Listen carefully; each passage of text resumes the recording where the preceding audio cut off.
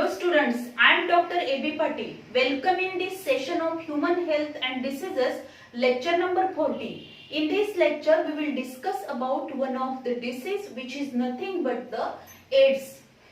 AIDS means acquired immunodeficiency syndrome, and this is one of the viral disease or this syndrome which is caused by HIV. HIV means human immunodeficiency virus. This human immunodeficiency virus which is responsible to produce AIDS. AIDS means acquired immunodeficiency syndrome. In this disease, whenever there is an infection of HIV, the acquired immune system which become deficient, means this virus directly affect on our acquired immunity, and due to which there are number of infections which can be occurred in that person, and due to that different infections, different symptoms which are observed in that infected person. So it is called as a syndrome. म्हणून याला काय म्हटलेलं आहे, syndrome. की ज्या syndrome मध्ये काय होणार आहे, जे acquired immune system असणार आहे which is deficient, ती कशी होणार आहे, deficient होणार आहे, and due to which the person becomes susceptible for the different infection. So in this lecture we will discuss about the AIDS, and AIDS is caused by one of the virus HIV, that is human immunodeficiency virus. या दोन्हीचे long form important आहे, त्याच्यावरती आपल्याला question विचारला जातो. Then the next असेल, if there is a HIV means this viral infection, human immunodeficiency virus infection झाल्यानंतर when this virus enter in the human body, it affect on our the immune system. आपली जी acquired immunity आहे त्याच्यावरती immune system वरती याचा effect होणार आहे. It attack on our immune system and weakens the body's immune system, आणि बॉडीची total immune system म्हणजे रोगप्रतिकारक क्षमताच कशी होणार आहे, वीक होणार आहे, आणि त्यामुळे तो पर्सन कसा होईल, ससेप्टेबल होणार आहे. Then also there is a life threatening opportunities infections which are also observed. आपल्याला काय पाहायला मिळणार आहे, life threatening opportunistic infections means whenever the immune system become weakened, immune system weak झाली, immune system weak झाल्यामुळे life threatening opportunistic infection म्हणजेच काय होईल, तर जीव घेणे संधी साधू आजार आपल्याला होणार आहेत. म्हणजे ते फक्त जे काही पॅथोजन आहेत ते फक्त वाटच बघत असतात की तो पर्सन जो असणार आहे, जो होस्ट आहे, तो होस्ट जेव्हा ससेप्टेबल असेल तेव्हा इझिली त्याच्या बॉडीमध्ये एंटर करणार आहेत, आणि त्यामुळं ते काय होईल, आपली इम्युन सिस्टीम ही विकन झालेली आहे हे इन्फेक्शन झाल्यामुळं, आणि इम्युन सिस्टीम त्या इन्फेक्शनला प्रतिकार करू शकणार नाही, आणि त्यामुळं त्या पर्सनची त्याच्यामध्ये डेथ पण होऊ शकणार.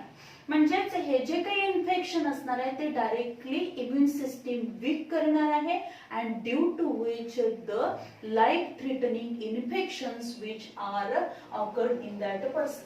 Then neurological disorder develop होते, as well as the unusual malignancies आपल्याला पाहायला मिळणार आहेत. म्हणजेच बरेचसेच काय असणार आहेत, हानिकारक आपल्याला त्याच्यामध्ये डिसीज पाहायला मिळतील.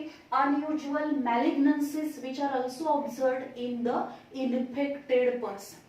Then this disease, आता हा जो काही डिसीज असणार आहे 1981 मध्ये पहिला द पॉझिटिव्ह पर्सन जो असणार आहे HIV पॉझिटिव्ह, ही पहिली केस ही 1981 मध्ये USA मध्ये रिपोर्ट केली गेली, आणि त्यानंतर आपण जर बघितलं इंडियामधली पहिली केस जी असणार आहे ती तामिळनाडू मध्ये रिपोर्ट केली गेली. आता हा जो काही व्हायरस आहे, this infection or AIDS is a pandemic disease, means it is occur worldwide, means this disease is observed in developed countries as well as developing countries. म्हणजे जे काही विकसित देश आहेत त्यांच्यामध्ये पण आपल्याला हे इन्फेक्शन पाहायला मिळतं, आणि विकसनशील देश जे असणार आहेत त्यांच्यामध्ये पण आपल्याला हे इन्फेक्शन पाहायला मिळतं. देन दिस डिसीज, आता हा जो काही डिसीज असणार आहे त्याचा कॉजल ऑर्गॅनिझम जो आहे HIV, that is human immunodeficiency virus. If you observe the structure of these HIV, HIV is 100 to 140 nanometre in diameter. त्याचा डायमीटर किती आहे?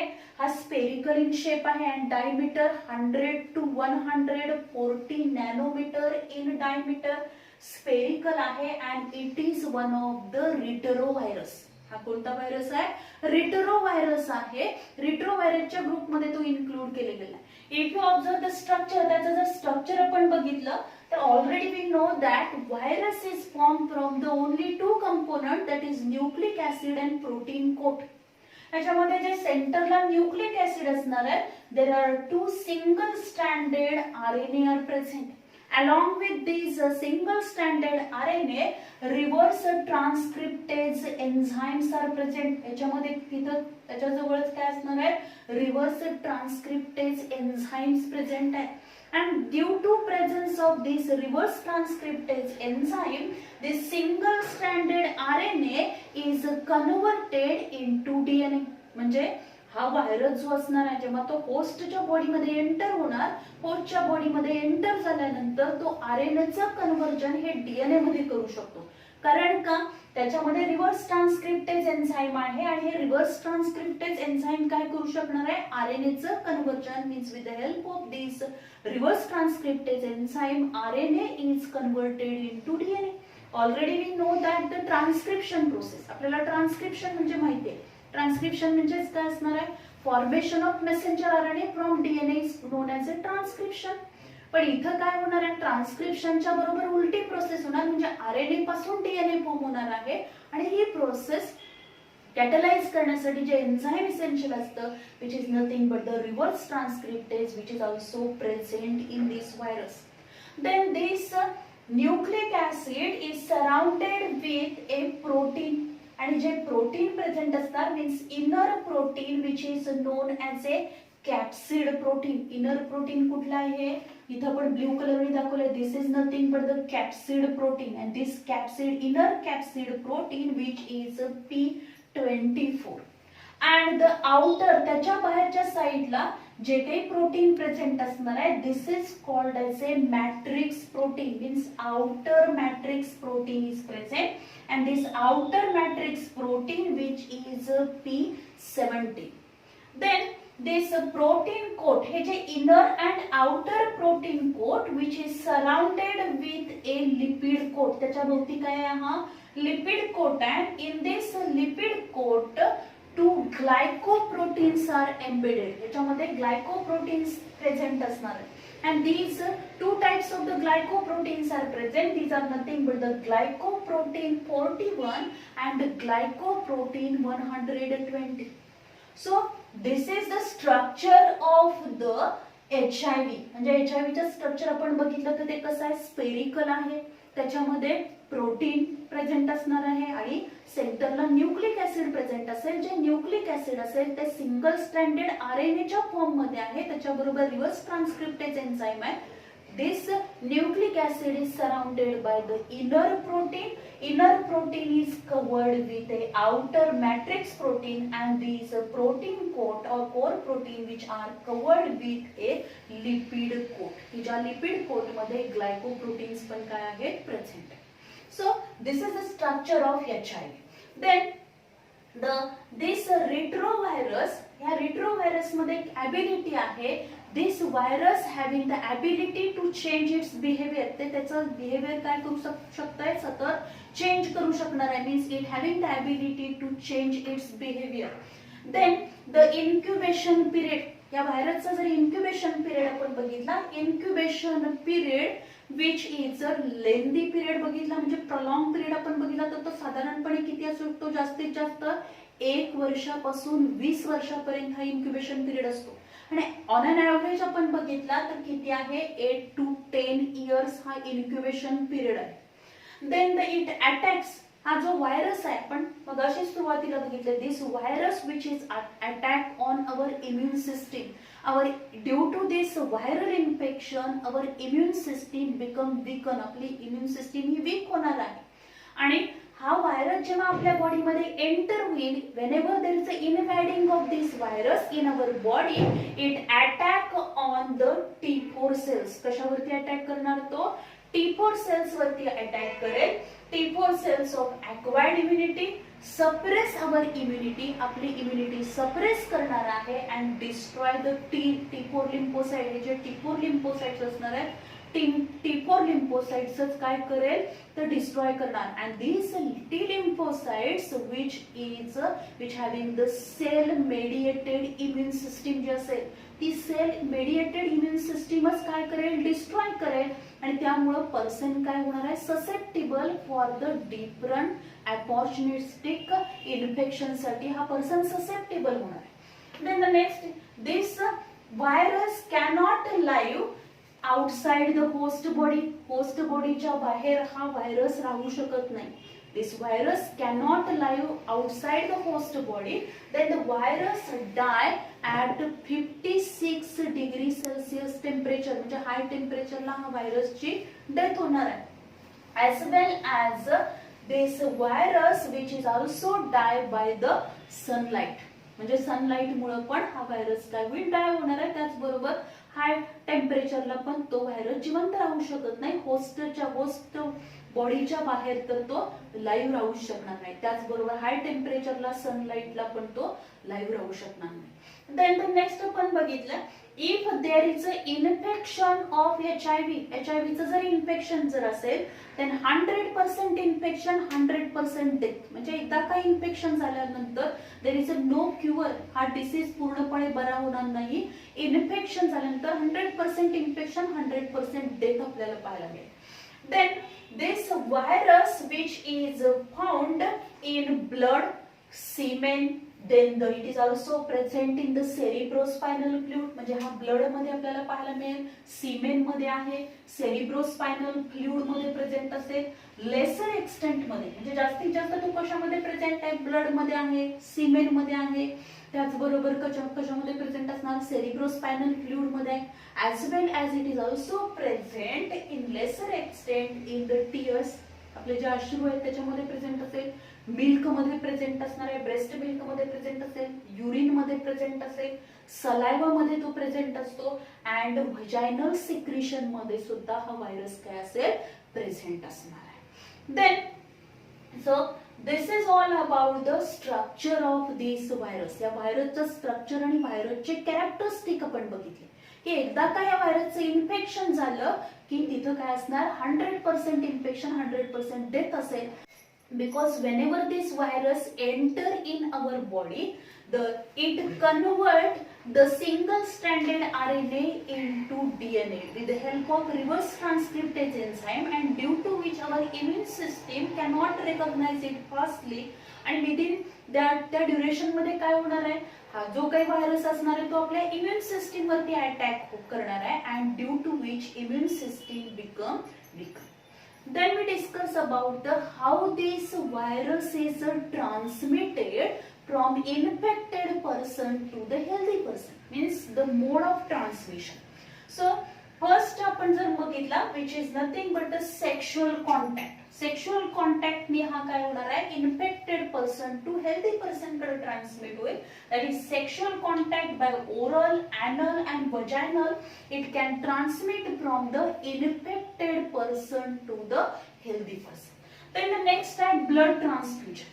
मीन्स इफ द ब्लड ट्रान्सफ्युजनच्या वेळी समजा infected person HIV positive person आहे आणि त्या पर्सनचं जर स्क्रीनिंग टेस्टिंग झालं नसेल तर त्या पर्सन कडून हेल्दी पर्सन कडे जे त्याचं जर ब्लड आपण यूज केलेलं आहे ब्लड ट्रान्सफ्युजन प्रोसेस मध्ये तर काय होईल इन्फेक्टेड पर्सन कडून हेल्दी पर्सन कडे हा व्हायरस काय होईल ट्रान्समिट होईल. Then also by the needle sharing. Means if we can't use the disposable needles and disposable syringe आपण वापरल्या नाही त्याच्यामध्ये सिरिंज वापरल्या नाही तर काय होणार आहे याच्यामध्ये due to this the needle sharing म्हणजे एकच निडल जर काय केली एक 10-15 लोकांना वापरले त्याच्यामध्ये एखादा जरी पॉझिटिव्ह असेल तर त्या सगळ्या लोकांना काय होऊ शकणार आहे हा व्हायरस एका पर्सन मधून दुसऱ्या पर्सन कडे ट्रान्समिट होऊ शकतो. कारण हा जर प्रॉपरली काय केलं नाही ही निडल जर प्रॉपरली स्टरलाइज झालेली नसेल तर ती काय होणार आहे this disease which can be transmitted. As well as we also observe that some drug addict person जे असणार आहे ते ड्रग ऍडिक्ट घेताना ड्रग्स जे नशीले ड्रग्ज असणारे नशिले पदार्थ घेताना इंजेक्ट करणार आहे, तेव्हा इंजेक्टेबल जे काही सिडेटिव्ह ड्रग्ज असणार आहेत की ज्याच्यामध्ये हॅल्युसिनेशनची प्रॉपर्टी ते नसणार आहे, की त्यामुळं काय होईल, अशा वेळी हे ड्रग्ज घेताना जर सपोज त्यांनी काय केलं, एकच निडल जर शेअर केलेली असेल आणि त्याच्यामध्ये एखादा पॉझिटिव्ह असेल तरी काय होणार आहे, हा व्हायरस एका पर्सन कडून, इन्फेक्टेड पर्सन कडून हेल्दी पर्सन कडे पण ट्रान्समिट होऊ शकतो. Then artificial insemination. Artificial insemination means for the test tube baby formation, किंवा आपण म्हणतो की जेव्हा लॅबोरेटरी कंडिशन मध्ये जेव्हा आपण फर्टिलायझेशन घडवून आणणार आहे त्यावेळी फर्टिलायझेशन प्रोसेस मध्ये जे सिमेंट वापरलं जातं आणि जो सिमेंट डोनर जो आहे, सिमेंट देणारा जो आहे, ज्याचं सिमेंट वापरलं जातं तो त्या पर्सन जर पॉझिटिव्ह असेल तरी सुद्धा काय होणार आहे, हा एका पर्सन कडून, म्हणजे ज्या ह्याच्यामध्ये ते काय केलं जाणार आहे, ते आर्टिफिशियल इन्सेमिनेशन आपण केलं, म्हणजे सिमेंट जर दुसऱ्या फिमेल मध्ये काय केलेलं आहे, ट्रान्सफर केलेलं आहे तिच्या जेनायटल ट्रॅक्ट मध्ये, तरी सुद्धा हा डिसीज काय होऊ शकणार आहे, ट्रान्समिट होऊ शकतो. म्हणजे आर्टिफिशियल इन्सेमिनेशन प्रोसेसनी पण हा व्हायरस काय होईल, इन्फेक्टेड पर्सन कडून हेल्दी पर्सन कडे ट्रान्सफर होणार आहे. देन फ्रॉम प्रेग्नंट वुमन जी असेल, pregnant woman to her foetus through the placenta. म्हणजे सपोज जी प्रेग्नंट वुमन आहे ती प्रेग्नंट वुमनच काय असेल, if the pregnant woman is HIV positive, ती HIV पॉझिटिव्ह असेल तर तिच्याकडून हा जे काही प्लासेंटा मार्फत हा व्हायरस फिटस मध्ये जाणार आहे, म्हणजे तिच्या गर्भापर्यंत काय होईल, ह्या व्हायरसचं इन्फेक्शन होऊ शकतं.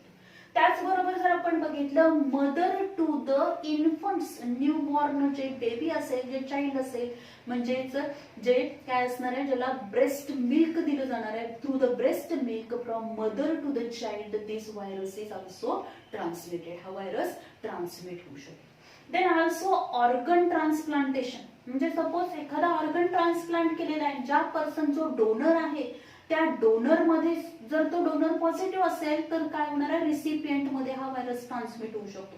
म्हणजे ऑर्गन ट्रान्सप्लांटेशनच्या वेळी सुद्धा जर स्क्रीनिंग प्रॉपरली टेस्टिंग झालं नसेल तरी सुद्धा हा इन्फेक्टेड पर्सन कडून किंवा कॅरियर पर्सन कडून हा व्हायरस हा हेल्दी पर्सन कडे ट्रान्समिट होऊ शकतो. So these are the different modes of transmission. हे वेगवेगळे मोड्स ऑफ ट्रान्समिशन आहेत. याच्यावरती पण आपल्याला क्वेश्चन विचारला जाऊ शकतो, what are the different mode of transmissions in the AIDS. या टाईपचा क्वेश्चन पण आपल्याला थेरीला विचारला जाऊ शकतो. देन द नेक्स्ट आहे clinical manifestation. Means the clinical symptoms, त्यालाच आपण मॅनिफेस्टेशन म्हणतो. What are the different clinical manifestation. There are 4 different phases in the clinical manifestation. त्याच्यामधली पहिली स्टेप आपण बघितली, which is nothing but the initial infection. Means whenever there is a infection, जेव्हा एखाद्या पर्सनला हे इन्फेक्शन होणार आहे, means when this virus is enter into that person's body, त्याच्या बॉडीमध्ये ते एंटर झालेला आहे, त्याचं इन्फेक्शन झाल्यानंतर after infection of the virus form the antibodies 2 to 8 weeks after infection. म्हणजे एखाद्या पर्सनला इन्फेक्शन झाल्यानंतर त्याच्या बॉडीमध्ये अँटीबॉडीज फॉर्म होतात आणि हे अँटीबॉडी फॉर्म होणार आहेत, ह्या कधी फॉर्म होणार, इन्फेक्शन झाल्यानंतर 2 ते 8 आठवड्यांनी त्याच्यामध्ये काय फॉर्म होतात, अँटीबॉडीज फॉर्म होणार आहेत अगेन्स्ट दिस व्हायरस. म्हणजेच ही पहिली सुरुवातीची स्टेप असेल की ज्याच्यामध्ये आपल्याला काय पाहायला मिळणार आहे, फक्त अँटीबॉडी फॉर्म झालेले असतात, बाकी कुठल्याही प्रकारचं सिम्पटम वगैरे काही असणार नाही. दुसरे जे असणार आहे असिम्पटमॅटिक कॅरियर स्टेट असेल. असिम्पटमॅटिक कॅरियर स्टेट आहे. आता ही असिम्पटमॅटिक कॅरियर स्टेट विच इज त्याच्यामध्ये आपण जर बघितलं तर इथं काय होईल, तर हा जो काही पर्सन असणार आहे तो पर्सन कसा आहे, कॅरियर आहे, पण त्या याच्यामध्ये कुठल्याही प्रकारचं आपल्याला काही दिसणार नाही, सिम्पटम पाहायला मिळणार आहे. तो पर्सन कॅरियर असणार म्हणजे त्याच्याकडून हा डिसीज काय होईल, हा व्हायरस जो असणार आहे तो हेल्दी पर्सन कडे ट्रान्समिट होऊ शकतो, पण काय होणार नाहीये, तर या पर्सन मध्ये कुठल्याही प्रकारचे सिम्पटम आपल्याला पाहायला मिळत नाहीत. आणि इथं जर आपण बघितलं तर ही जी काही स्टेज असणार आहे या स्टेटमध्ये तो पर्सन किती कालावधी राहू शकतो? काही पर्सन मध्ये आपल्याला 6 महिन्याची ही कॅरियर स्टेट पाहायला मिळते, असिम्प्टोमॅटिक स्टेज पाहायला मिळते. त्याचबरोबर ही 6 महिन्यापासून ह्याचा जो ड्युरेशन आहे तो किती आहे? 6 months to 10 years. 6 महिने ते 10 वर्षाच्या कालावधीपर्यंत हा पर्सन काय राहू शकतो? 8 ते 10 वर्ष तो कॅरियर स्टेट मध्ये राहू शकतो, किंवा तो कशामध्ये राहणार आहे? असिम्प्टोमॅटिक स्टेज मध्ये राहणार, की जिथं कोणत्याही प्रकारचे सिम्पटम त्या पर्सन मध्ये आपल्याला पाहायला मिळत नाही. देन द थर्ड जी काय असणार आहे, थर्ड स्टेज फेज आपण बघितली याच्यामध्ये, तर कोणती असेल? AIDS related complex means acquired immunodeficiency syndrome related complex आपल्याला पाहायला मिळेल. Means in that stage we observe the different symptoms, वेगवेगळे सिम्पटम त्या पर्सन मध्ये पाहायला मिळतील. And this is nothing but the recurrent fever, and this fever prolong up to 1 month. वारंवार त्या पर्सनला काय होणार आहे? टेम्परेचर असणार, ताप येणार, आणि तो साधारणपणे एक महिनाभर, 15 ते महिनाभर तो ताप काय होणार आहे? त्याला टेम्परेचर राहणार आहे. आणि हे सारखं आपल्याला त्याच्यामध्ये वारंवार रिकरंट आपल्याला फीवर त्याच्यामध्ये पाहायला मिळेल. ऍज वेल ऍज नेक्स्ट असेल फटीग. फटीग म्हणजे काय होईल? त्याला थकवा जाणवणार आहे. देन द नेक्स्ट आपण बघणार आहोत अनएक्सप्लेन डायरिया, म्हणजे डायरिया होईल.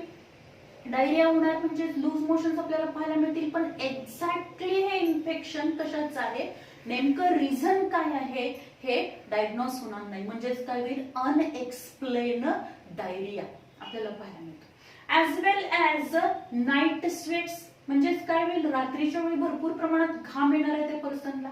त्याचबरोबर शॉर्टनेस ऑफ द ब्रीथ, म्हणजे जो काही श्वास आहे थोडासा जरी काय होणार, थोडंसं तरी हे केलं तर त्याला दम लागणार आहे, म्हणजे दीर्घ श्वास तो घेऊ शकणार नाही. शॉर्टनेस ऑफ ब्रीथ आपल्याला पाहायला मिळेल. As well as loss of weight. Loss of weight मध्ये आपण बघू शकतो 10% बॉडी वेट लॉस, म्हणजे टोटल जे काही बॉडीचं वेट आहे त्याच्या प्रमाणात जर बघितलं तर साधारणपणे 10% वेट त्याचं लॉस होऊ शकतं. आणि अचानकपणे असं जर काय होत असेल, वेट लॉस होत असेल, so this is also one of the symptom of this AIDS. AIDS एक सिम्पटम आहे. देन द फोर्थ फेज आपण जर बघितली, दॅट इज द एड्स मध्ये आपण बघू शकतो लाईफ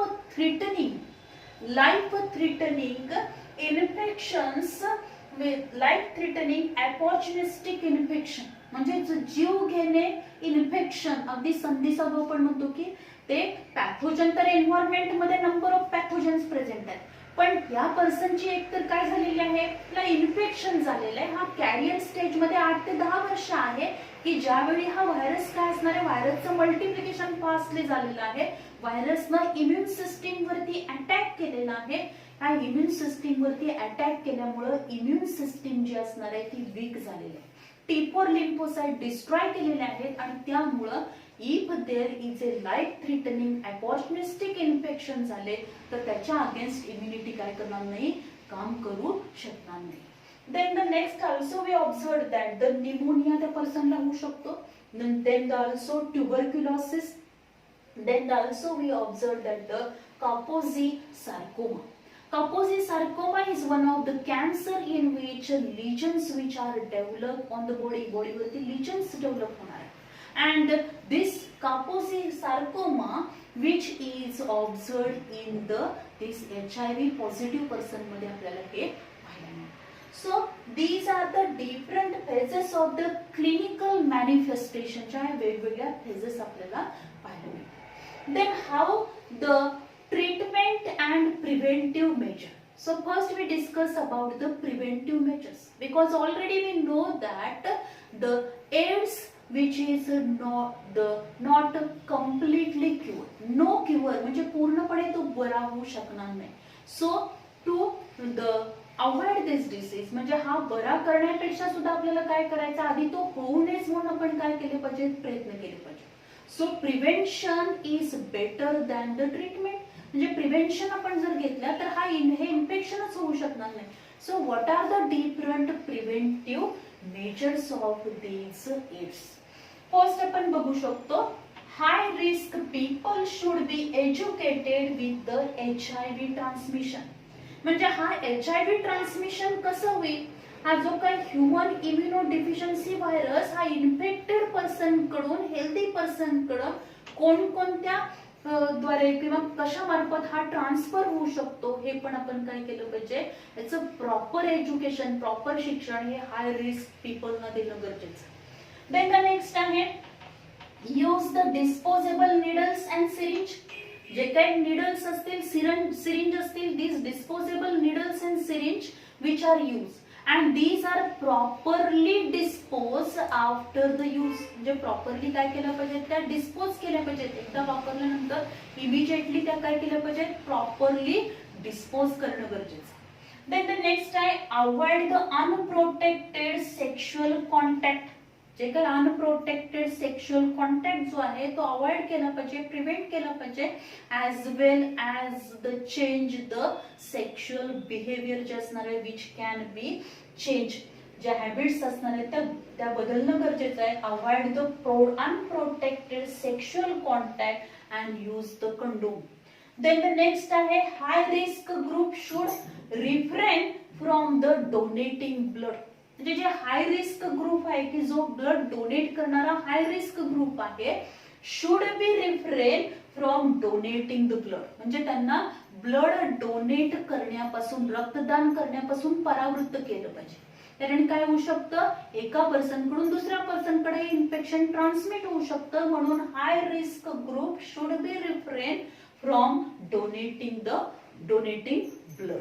देन द नेक्स्ट असेल toothbrushes, then the razor and other equipment should not share.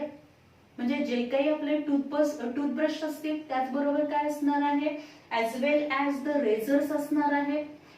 Then also other equipment जे असणार आहेत की जे इक्विपमेंट शेअर करता कामा नये. कारण काय होईल, सपोज इन्फेक्टेड पर्सननी ते जर पर्सनली यूज केलं असेल तर त्या इन्फेक्टेड पर्सन कडून काय होणार आहे, हेल्दी पर्सन कडं हा व्हायरस काय होणार आहे, ट्रान्सफर होऊ शकतो. कारण त्या इन्फेक्टेड पर्सनला हे इक्विपमेंट वापरताना जर समजा एखादी इंजुरी झाली आणि त्याच्या ब्लड मधून हा व्हायरस हा दुसऱ्या पर्सनला समजा तेच इक्विपमेंट आपण वापरलं आणि त्याला पण इंजुरी झाली तर त्याच्या ब्लडच्या कॉन्टॅक्ट मध्ये आलं तर त्याला इंजुरी म्हणजे त्याला काय होणार आहे, इन्फेक्शन त्या ब्लड मार्फत त्याच्या बॉडीमध्ये ट्रान्सफर होऊ शकतं. देन द नेक्स्ट आहे the routine screening must be done. आता रुटीन स्क्रीनिंग आपण पुण्यामध्ये करणार आहोत. Routine screening must be done in blood donors. Blood donors मध्ये रुटीन स्क्रीनिंग करणं गरजेचं आहे. तो पर्सन त्याच्या टेस्ट करणं गरजेचं आहे, तो HIV पॉझिटिव्ह आहे की नाही हे रुटीन स्क्रीनिंग करणं गरजेचं आहे. ब्लड डोनर्स मध्ये, ऑर्गन डोनर्स करणारे जे आहेत त्यांच्यामध्ये रुटीन स्क्रीनिंग करणं गरजेचं आहे. As well as donors of सीमेन अँड हार्मोन. सीमेन आणि हार्मोनचं डोनेशन करणारे जे डोनर आहेत त्यांच्यामध्ये पण रुटीन स्क्रीनिंग करणं गरजेचं आहे. Then also this routine screening must be done in the patients undergoing hemodialysis. ज्या पर्सन मध्ये हिमोडायलिसिस करतो आपण त्या पर्सन मध्ये पण routine screening which is important. As well as this routine screening must be done in the pregnant woman as well as the contemplating pregnancy. म्हणजे समजा एखादी जी वुमन असेल की जिची काय असणार आहे, गर्भधारणेचा विचार जर तिचा असेल तर त्यावेळी तिनं आधी काय केलं पाहिजे, this the routine screening testing which can be done. ते करणं गरजेचं आहे. प्रेग्नंट वुमन जी असेल तिच्यामध्ये पण हे screening testing which is important. तर आपल्याला माहिती आहे हा डिसीज जो असणार आहे तो डिसीज काय होईल, एका पर्सन कडून दुसऱ्या पर्सन कडे ट्रान्समिट होतो. ट्रान्समिट होताना इन्फेक्टेड पर्सन कडून हेल्दी पर्सन कडे ट्रान्समिट होताना तो सेक्शुअल कॉन्टॅक्टने ट्रान्समिट होणार आहे, निडल शेअरिंगने ट्रान्समिट होणार आहे. त्याचबरोबर काय असणार आहे, जे काही ब्लड ट्रान्सफ्युजनच्या वेळी तो ट्रान्समिट होऊ शकतो. As well as mother to the child मध्ये ट्रान्समिट होऊ शकतो. ऑर्गन ट्रान्सप्लांटेशनच्या वेळी तो ट्रान्समिट होऊ शकतो किंवा आर्टिफिशियल इन्सेमिनेशनच्या वेळी ट्रान्समिट होऊ शकतो. आपल्याला हे पण माहिती आहे की हा जो काही व्हायरस आहे HIV which is present blood, सीमेन, सेरिब्रोस्पायनल फ्लुइड मध्ये तो प्रेझेंट आहे. पण त्याचबरोबर तो टीयर्स मध्ये प्रेझेंट आहे, युरिन मध्ये प्रेझेंट आहे, वजायनल सिक्रेशन मध्ये प्रेझेंट आहे, त्याचबरोबर मिल्क मध्ये प्रेझेंट आहे. पण हे जे काही टीयर आहे, सलायवा आहे, मिल्क आहे, whenever it directly come in contact with, कशाच्या कॉन्टॅक्ट मध्ये आलं पाहिजे, हेल्दी पर्सनच्या ब्लडच्या कॉन्टॅक्ट मध्ये जर हे आलं तरच काय होणार आहे, तो इन्फेक्टेड पर्सनचा सलायवा त्याच्या ब्लडच्या कॉन्टॅक्ट, हेल्दी पर्सनच्या ब्लडच्या कॉन्टॅक्ट मध्ये, म्हणजे त्याला एखादी इंजुरी झाली आणि त्याच्या कॉन्टॅक्ट मध्ये हे जर काय आलेलं आहे, जे सिक्रिशन आहे की ज्याच्यामध्ये HIV प्रेझेंट आहे त्याच्या कॉन्टॅक्ट मध्ये आलं तरच तो व्हायरस त्याच्या बॉडीमध्ये काय होईल, एंटर होईल. But this disease which cannot be transmitted from one person to other person by hugging, as well as this cannot be transmitted from one person to other person by taking the participation in the sports. वेगवेगळ्या sports मध्ये आपण भाग घेतला किंवा काय केलेले आहे, the equipments which are used by the, काही स्पोर्ट इक्विपमेंट आहेत की जे एखाद्या पर्सननी वापरलेले आहेत, इन्फेक्टेड पर्सन ते दुसऱ्या पर्सननी वापरले तर हा डिसीज होणार नाहीये. त्याचबरोबर काय असणार आहे, it is also not transmitted by the handshake, म्हणजे शेक हँड केलं तरी हा डिसीज ट्रान्समिट होणार नाही. त्याचबरोबर समजा आपण त्या पर्सन बरोबर आपण जर काय केलेलं आहे, फूड शेअर केलं, त्याच्याबरोबर आपण जर जेवायला बसलो, त्याच्यावर आपण बोललो तरी हा डिसीज ट्रान्समिट होणार नाही. इन्सेक्ट बाईट ना हा डिसीज ट्रान्समिट होणार नाही. त्याचबरोबर स्विमिंग पूल मध्ये, म्हणजे जर समजा इन्फेक्टेड पर्सन आणि हेल्दी पर्सन एकाच स्विमिंग पूल मध्ये स्विमिंग त्यांनी केलं तरी सुद्धा हा डिसीज इन्फेक्टेड पर्सन कडून हेल्दी पर्सन कडे ट्रान्समिट होणार नाही. जर त्या पर्सनचं ब्लड हे हेल्दी पर्सनच्या ब्लडच्या कॉन्टॅक्ट मध्ये आलं, त्याच्या इंजुरीच्या कॉन्टॅक्ट मध्ये आलं तरच हा डिसीज इन्फेक्टेड पर्सन कडून हेल्दी पर्सन कडे ट्रान्समिट होणार. देन द नेक्स्ट, आता हे आपण बघितले प्रिव्हेंटिव्ह मेजर्स, म्हणजे या प्रिव्हेंटिव्ह मेजर्स मार्फत आपण काय करू शकतो, by taking the proper precautions we can also prevent the infection आपण प्रिव्हेंट करू शकतो. Then how this disease is diagnosis. आता हा डिसीज डायग्नोसिस कसा केला जातो, बाय द 2 टेस्ट, त्याच्यामध्ये 2 टेस्ट आहे, इलिझा टेस्ट एक आहे आणि western blot. ELISA test and western blot. ELISA means enzyme linked immunosorbent assay. त्याला काय म्हटलं तर त्याचा लॉंग फॉर्म काय, enzyme linked immunosorbent assay. And this enzyme linked immunosorbent assay means इलिझा.